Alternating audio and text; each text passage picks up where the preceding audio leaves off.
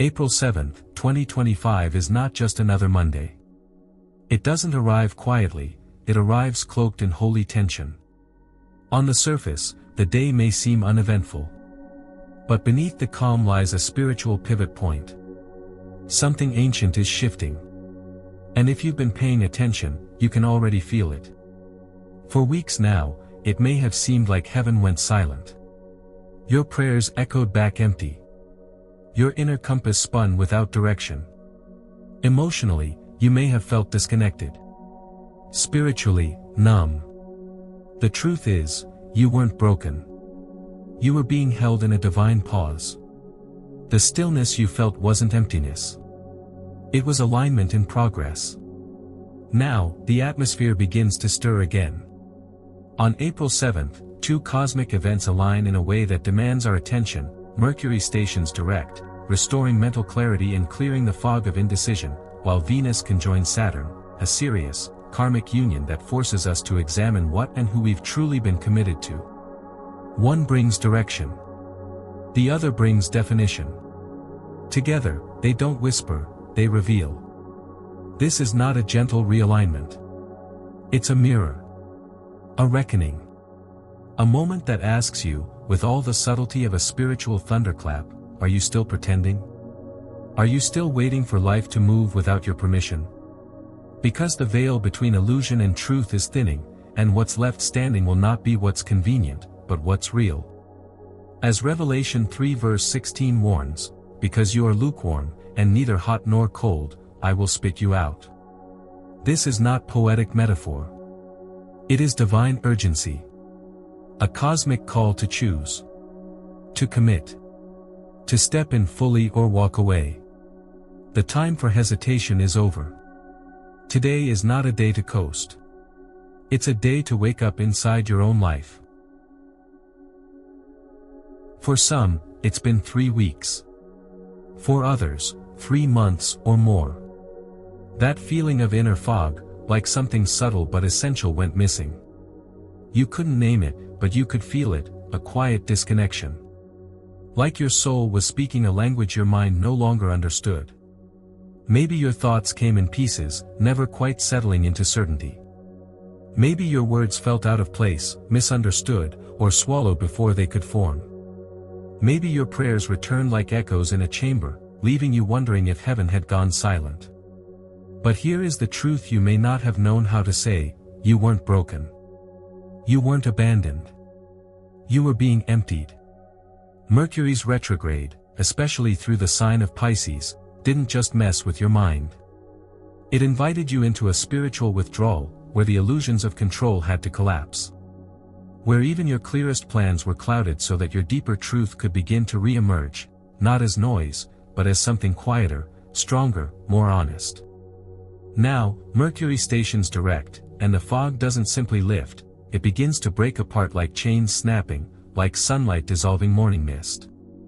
Clarity doesn't come in a flash. It comes like breath returning after you forgot you were holding it.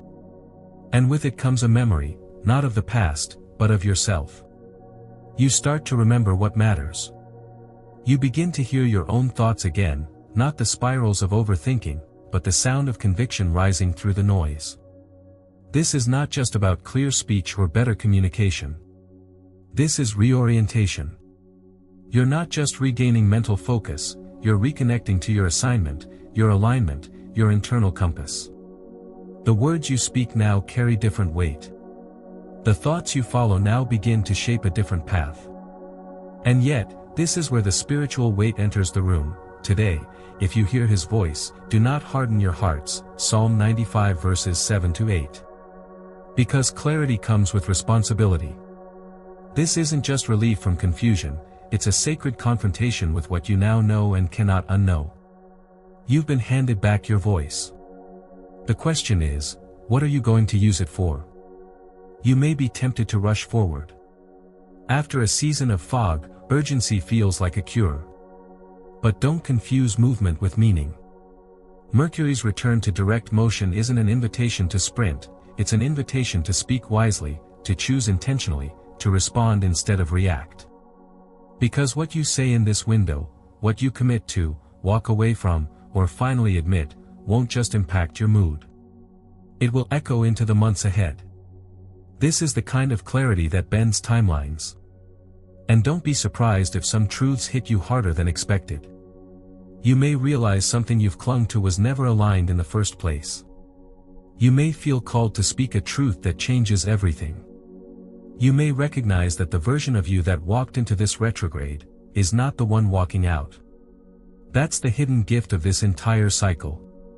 It didn't just pause your plans. It refined your discernment. It stripped your voice of performance so it could recover its power. It taught you to sit with not knowing, so that when knowing finally returned, you would recognize its sound. So don't squander this stillness. Use it like holy ground. Use it to name the things that matter.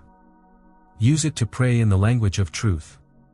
Use it to realign your speech, your thoughts, your intentions, not just to what you want, but to who you are becoming. The fog lifts. The voice returns. And beneath it all, something ancient whispers, not in confusion, but in clarity, speak now. Say it. The silence was never meant to last. There's something rare about this day that can't be overstated, something delicate, yet unyielding, shifting quietly beneath the surface. While Mercury clears the fog and restores the mind, something even deeper is happening in the heart. Venus, planet of love, value, and desire, meets Saturn, ruler of structure, commitment, and karmic law, right at the edge of Pisces, the final sign of the zodiac. This isn't just a cosmic event, it's a spiritual crossroad. A holy audit. A closing of contracts written in illusion, and a re-signing of those authored in truth. When Venus meets Saturn, the language of love becomes exacting. Sentimentality fades. Romantic idealism is stripped down to its bones. Suddenly, it's not enough for something to feel good or seem right. It must hold. It must align. It must endure. This is where superficial relationships break, and sacred ones begin. This is where fantasies die and covenants are born. You may find yourself reviewing old emotional attachments. People, patterns, promises. Ask yourself honestly, what have I been loyal to that no longer serves my truth? What connections am I maintaining out of guilt, fear, or comfort, rather than spiritual alignment? Venus conjunct Saturn does not tolerate false bonds. And if you've outgrown something, or someone, it will become impossible to ignore now. The same goes for your values. This is not the time to pretend that what you're settling for is enough. Saturn sees through the performance. Venus feels the ache of disconnection. Together, they compel a question that's been lingering: do I really love this, or am I just used to it? And this doesn't just apply to relationships with people. It applies to how you spend your time. What you worship. What you fight for. What you invest in when no one's watching. Love becomes sacred again, not as emotion, but as responsibility. Not as a rush, but as a root. Not as chemistry, but as covenant. This transit brings old karmic contracts up for review. It may feel like a relationship is on trial. Like you're being asked to finally see the reality of what a connection is, versus what you hoped it could become. This moment may ask you to end something gently, but firmly. Or to finally choose it, with your whole heart, not your half-hope. Because when Saturn is involved, half-heartedness is not an option. And that is why this isn't just an astrological alignment, it's a spiritual threshold. One that requires discernment, prayer, and presence. You must ask, what in my life is still being held together by fear? What am I afraid to leave because I haven't fully decided to live? These aren't questions you answer casually. They're questions that echo through your lineage, your energy field, your soul's memory. Isaiah 55 verse 6 says, "Seek the Lord while he may be found, call upon him while he is near." This is not a warning to stir fear, it's a reminder that sacred openings do not last forever. They come, and then they close. They whisper, and then they fall silent. You are in one of those openings now. And the only thing that will carry you through it is truth. So ask yourself, what am I ready to commit to, not in fantasy, but in reality? What dream am I willing to carry through the slow fire of responsibility? What version of love am I done chasing because it was never rooted in something real? This is your chance to restructure your values. To define love as something holy again. To turn your attention away from the glitter of chemistry and toward the gravity of alignment. To walk with eyes wide open, heart anchored, and hands unclenched. If it's false, let it go. If it's sacred, make space. Because Venus is asking what you love, and Saturn is listening for your answer. This is where it begins to land, not just in the sky, but in the body. After the fog lifts, after the heart is tested, clarity no longer floats above you like a concept, it takes residence inside you. The awakening becomes personal. The heart becomes clear. And what you feel is not a guess. It's not a maybe. It's not a possibility you're entertaining. It's truth, undeniable and unshakable, arriving in the quiet folds of your being. You may not have asked for this kind of knowing. It can be uncomfortable. It doesn't always come with comfort or closure. But it arrives anyway, with weight, with grace, with finality. The veils fall away, and what once looked beautiful through the lens of longing now reveals itself for what it truly is, an echo, a placeholder, a comfort rooted in fear. The illusions surrounding love, desire, purpose, they collapse, not violently, but like paper castles in rain. And when they fall, what's left isn't emptiness. What's left is truth. Some truths may come like a whisper, others like a scream. You may find yourself staring at someone or something you've built a life around, and suddenly realize, it's no longer aligned. You may feel an unmistakable inner pressure, not anxious, not erratic, but firm, urging you to finally release what you've outgrown. And just as powerfully, you may feel called to reclaim what you've delayed. The sacred work. The buried voice. The purpose you pushed to the back of your soul while tending to what was expected of you. This is the moment where false ties dissolve. Not because you stop caring, but because you start caring in the right direction. Caring enough to stop feeding dead connections. Caring enough to stop pretending shallow words mean something sacred. Caring enough to admit, I have changed. I see clearly now. And I can't unknow what I've seen. You may feel the impulse to end something, not out of anger, but out of reverence. To walk away without drama, without destruction, just truth. Or perhaps you'll feel a deep, holy desire to recommit. To return to what you almost left behind. A purpose you abandoned. A vow you once whispered in the dark but never dared live out loud. The energy now is mature. Sober. It doesn't want infatuation. It wants alignment. It doesn't want the rush of feeling, it wants the root of meaning. And you might speak a truth long buried. A sentence you've rehearsed in your spirit but never dared to say. A confession. A boundary. A declaration that finally sets you free. Don't resist it. Because this is not just about honesty, it's about liberation. You're not being forced to act impulsively. You're being invited to act intentionally.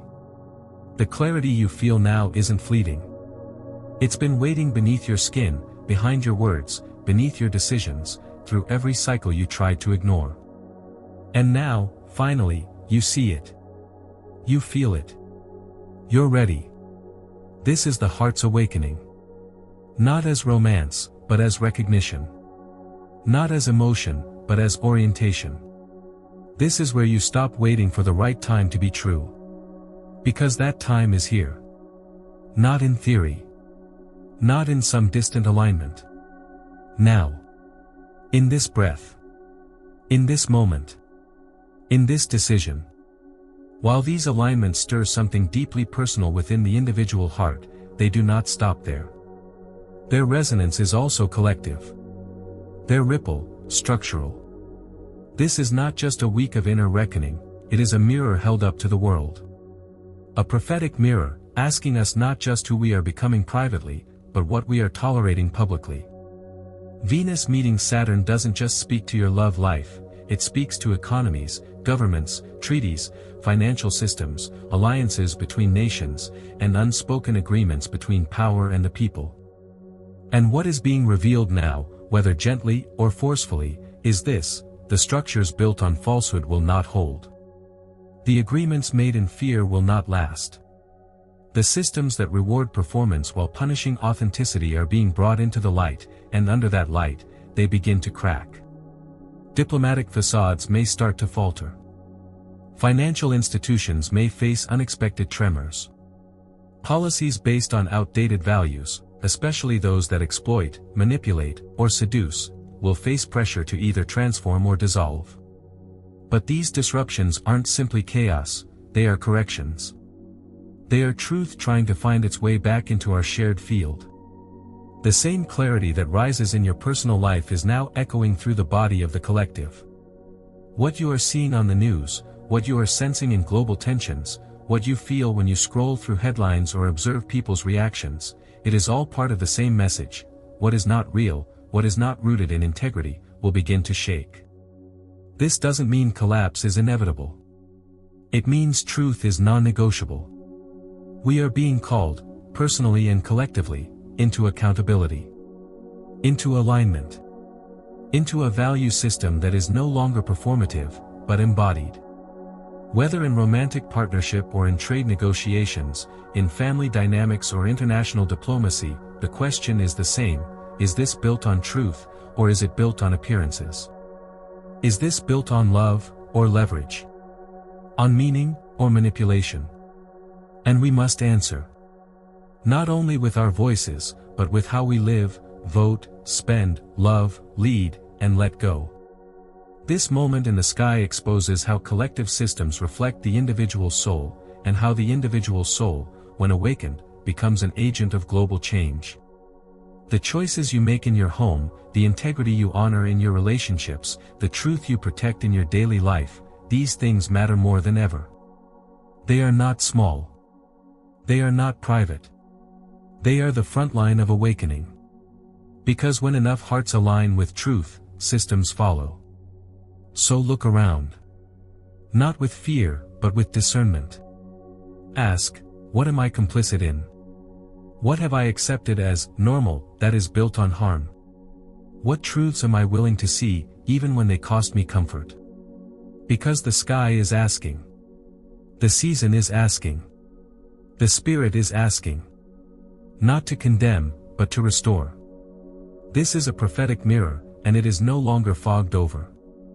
Not every divine instruction comes wrapped in clarity. In fact, the most sacred callings often arrive quietly, encoded in symbols, memory, emotion, and interruption. And if you're not attuned to your spirit, you may miss them. That's why now, as cosmic energy converges into sharp alignment, the signs begin to sharpen too. The universe is speaking in a language beyond logic, and those who are listening with their soul will hear it. You may begin to notice your dreams shifting. Not just strange, but significant. There's a different weight to them now. Recurring rooms, faces from your past, landscapes you've never visited but somehow recognize. You might wake up feeling as though you've just come back from somewhere, and you have. Your subconscious, now more porous under these alignments, has become a portal. Through it, messages are being delivered, about what you've buried, what you must release, and what is ready to rise. These dreams aren't just psychological, they're prophetic. Stop dismissing them. Start decoding them. The language may be symbolic, but the message is direct.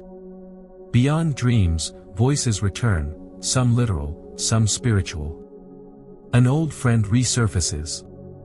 A sentence spoken long ago replays in your mind like a bell. You hear something that someone says in passing, and it hits you like it was meant just for you. Maybe it's your younger self, her hopes, his prayers, whispering again after years of silence. Maybe it's a loved one on the other side of the veil, nudging gently. You're not imagining it. You're being remembered. You're being called. Then there are the repeating numbers. The phrases that chase you from page to page. A memory that shows up without invitation and won't let go. These aren't coincidences, they are breadcrumbs from spirit. Confirmation codes from the divine. They show up just as you're on the brink of turning away or giving up, pulling you gently but firmly back toward what you were always meant to remember. And then come the emotions. Unexpected waves that knock the wind out of you. Grief that rises without cause. A sudden ache in your chest that doesn't belong to this moment, but belongs to something deeper, older. Or perhaps it's joy, peace, stillness, dropping into your body like grace. Don't ignore it. When the spirit begins to move, it often speaks first through feeling. Sit with it. Breathe through it. Ask it what it wants to show you. Revelation 3 verse 8 says, "I have placed before you an open door that no one can shut." But it doesn't say the door will remain open forever. This is a threshold moment. The signs aren't just signs, they're appointments. Invitations to pause, to realign, to prepare to walk through. And only those willing to listen beneath the noise, to feel what logic can't validate, will understand the urgency. Because the divine doesn't always speak in thunder. Sometimes, it speaks in patterns. In timing. In a name that won't leave your mind. In a question that keeps resurfacing. In the voice you hear in the silence before sleep. And all of it is asking, will you listen? Will you move? Will you stop pretending you don't know what you know?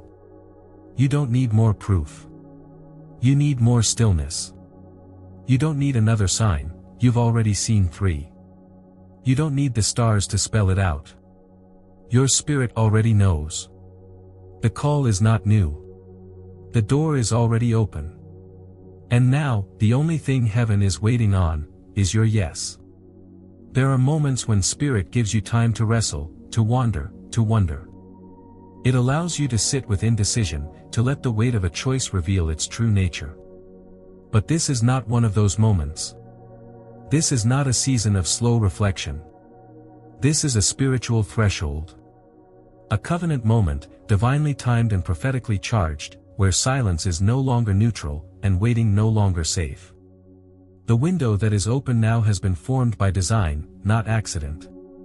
It carries weight that far exceeds the ordinary, because the movements in the heavens are not random. They echo the movements of heaven itself. The alignments of this day, Mercury regaining its voice, Venus re-entering sacred union through Saturn, were never about your horoscope. They were about your heart. Your will. Your readiness. They were set in motion to test your alignment, and not everyone will pass that test. The next 24 hours are spiritually weighted. Not just symbolically, but functionally. Choices made now will stretch across timelines. Conversations avoided now may not circle back. And the inner, yes, you delay could cost you the momentum your soul has been praying for. This is not about fear, it's about reverence. Because what you're stepping into is not a fleeting opportunity. It's a moment where destiny leans in and waits, not forever, but for now. Hesitation in this hour is not harmless. It is misalignment. Not because spirit is impatient, but because spiritual architecture is precise. When heaven opens a door, it does so on schedule. And when you feel that door in your spirit, through dreams, through words, through trembling conviction, you must understand, it is your job to walk through it, not to ask for more time. Many people will miss it because they're still waiting to feel ready. But readiness is not a prerequisite for breakthrough, obedience is. Obedience when you still feel shaky. Obedience when the outcome isn't guaranteed. Obedience when your flesh screams for comfort, but your spirit knows that staying where you are is a betrayal of everything you were created for. That is why this moment demands more than contemplation, it demands response. Not performative, not panicked, but honest, holy response. This is when your yes means something. This is when your no becomes liberation. This is when delay no longer signals wisdom, but avoidance. And that avoidance? It has a cost. Do not make the mistake of thinking time will always wait for you. Divine opportunity does not orbit indefinitely. It is placed before you, and it watches whether you step forward, or sit back into the familiar cage of almost. The door is open, yes, but only for a moment. And doors are not eternal, they are appointed. They appear with grace, and they close with justice. Revelation 3 verse 8 says, "Behold, I have placed before you an open door that no one can shut." But nowhere does it promise that door will remain open forever. You've already heard the call. You've already seen the signs. This is not the time to collect more confirmation. This is the time to move. The time to choose. The time to decide what version of yourself you're going to protect, and which version you're finally willing to become.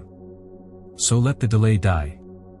Let the false comfort of, maybe later, fall off your lips. The ones who wait too long will remain staring at a door that used to be open, wondering why the magic is gone. But those who move now, those who obey the soft burning in their chest, the trembling in their belly, the sentence that won't leave their mind, they will be met by heaven with force. Because heaven always responds to alignment. The warning is not meant to frighten you, it's meant to awaken you. To stir your bones, sharpen your senses, and make it impossible to pretend you don't hear what's already calling your name. Now is the time. And time is holy. What you do with it is your covenant. You are not going back to who you were. You are not being asked to return to the person you became out of survival, expectation, or fear. No, you are being summoned back to the version of you that heaven spoke into existence before time itself began. The version that existed before heartbreak, before compromise, before you learned to dim your light just to be safe. The version that was known, as Jeremiah 1 verse 5 says, before you were formed in the womb. This isn't a restoration of memory. It's a reactivation of essence. The fog that once clouded your perception is lifting. The veil between what you thought you were and what you truly are has thinned. And now, the invitation is unmistakably clear, not to perform, not to perfect, but to return. Return to sacred alignment. Return to truth. Return to the call that never stopped echoing. Say yes, not with words alone, but with action. Let the yes live in your decisions, in your releases, in the way you stop explaining yourself and start embodying the knowing within you. Don't wait for signs when the alignment has already come. Don't shrink for comfort when clarity is calling you to expansion. This moment isn't about astrology. It isn't even about emotion. It's about covenant. It's about alignment with your original assignment. You are the bride returning to herself, not because she was lost, but because she's done pretending to be anything less than consecrated. You are the altar and the flame. The voice and the vow. The appointed one who remembers. Now, walk like you've already been chosen. Speak like heaven trusts your voice. Move like the veil has lifted, because it has. And the only thing left is to live as if the truth has already come home to you. Because it has. And so have you. If this message stirred something in you, let it ripple forward. Like, share, and subscribe if you feel called to walk deeper on this path.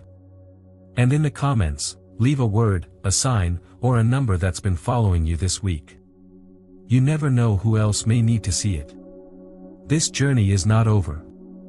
It's only just beginning.